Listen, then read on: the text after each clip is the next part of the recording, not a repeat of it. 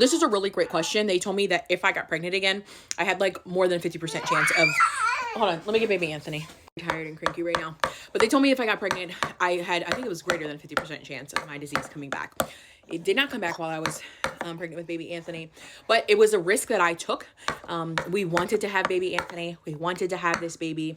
And I'm willing to take the risk. This disease is not deadly in any way, unless for some crazy reason I were to actually get an infection inside my breast that they were not able to treat. But that's anywhere. You get a paper cut and it could get infected and it could kill you. So for me, if it was a life-threatening situation, I don't think I would have necessarily made that choice.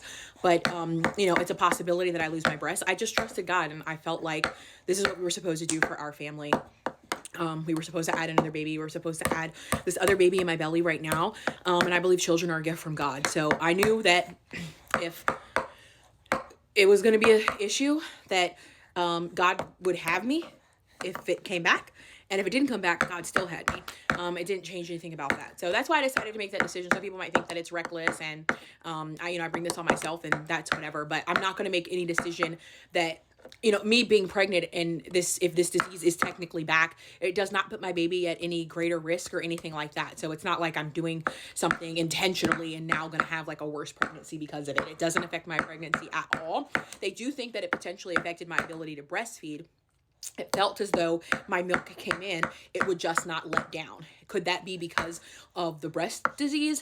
It could be because of all the scar tissue left over from the breast disease. It could also be from the fact that I had breast surgery to remove all of that scar tissue after my disease was considered in remission, that something in the wiring got mixed up and now it just won't let down.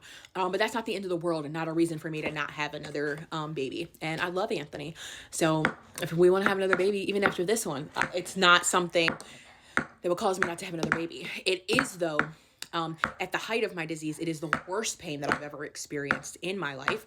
And I don't really know any other way to describe it except for I had these holes in my breast the size of quarters. I could stick my finger into my breast in multiple different points.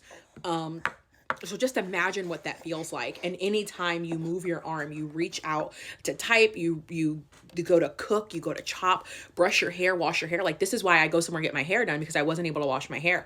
Every time I would lift my arm like this, it would tear my holes even bigger. But I think that my whole situation with my breast disease, I honestly am so grateful for it, because the way that my faith was built during that time, when I tell you the scriptures that I used to pray over my body, there are women in that group that they have the same breast disease that I have. They had the holes. There are women in that group who 3 years later, 2 years later, the wounds on their breasts are still not closed up. Even before I had surgery, my wounds closed up. I used to pray over my body those scriptures about, dry bones and God and flesh and all of those things. I used to pray that over my body, and just the way that my faith was built during that time. People can tell you that God is a healer, and then there's experiencing that God is a healer. And I believe that God healed my body. I believe that he did supernatural things in my body, and nobody will ever be able to take that experience away from me. Whether you think I'm too bad to be a Christian or whatever, I know Jesus, and I know Jesus knows me, because I know how he showed up for me in my body. And even right now, with what's going on with my body, I don't know what my breasts are going to look like 6 weeks from now. Someone asked, will I continue to be seen? I'll continue to be seen and closely monitored from both of my doctors, the doctor that I'm seeing for baby and doctor that I'm seeing for my breast, over another week or 2 weeks, I think 10 to 15 days, 10 or 14 days, I think we had a scheduling conflict, so it might be 2.5 weeks. But I'll continue to see them. If something gets worse, I call them and I go in sooner. I don't want to get back on the type of schedule that I was before, where I was going to a doctor every 3 days. I just don't want to do that. I've been to holistic doctors. I've been to medicine heal. I've been to everybody. And the only thing that ended up helping me in the end was that long fast that I did, the 21-day water fast, where I didn't have any food. The only thing I did was drink water. And I prayed, and that was in preparation to have my breast removed. And we saw for the first time the 6th mass that I had, the only mass that I had that did not rupture. And I've told that story over on my YouTube. I won't go through it all again. But I got faith, and I think, I don't know, even with the situation that I'm going through now with everything, like personally, That's something that I look back on. It's like I already know what God can do. I've already seen his resume, and it doesn't bother me. My baby daddy's about to bring me more food. You are so cute. I love it. Oh my god. Let me show you. It's jerk chicken. Jerk filet mignon. And I made an au jus. Jerk au jus. And jerk au jus. And jerk carrots. Oh my god. Baby. Oh no you don't. Is it good? Boy. Good? Why you play me like this? Oh my god. You like it? Yeah. Bro? I'm serious. It's delicious.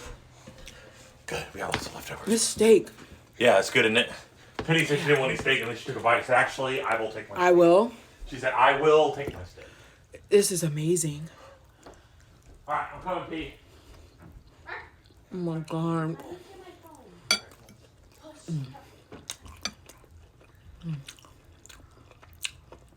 I don't have a knife, or normally I would have cut that. But, oh my god. You just ate dinner. Oh my god. It's so good. And the bubbly.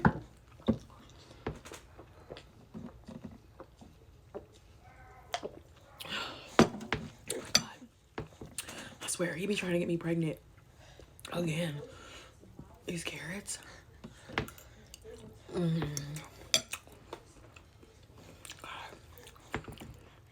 What can this man not do?